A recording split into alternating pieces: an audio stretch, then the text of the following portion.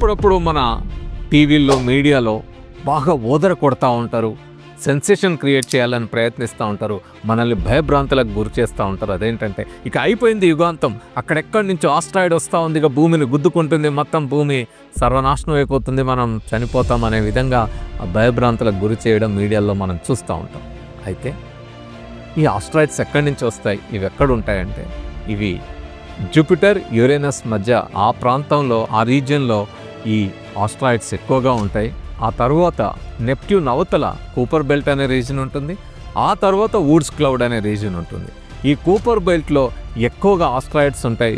Marks and Jupiter మధ్య రీజియన్లో asteroids ఉంటాయి అనుకున్నాం కదా. ఈ ఆస్ట్రాయిడ్స్ కొన్ని గ్రహాలుగా కూడా మారాల్సిన లక్షణాలతో ఉంటాయి, కానీ జూపిటర్ యొక్క గ్రావిటీలో ఉండడం వలన అవి ప్లానెట్స్గా మారలేకపోయాయి.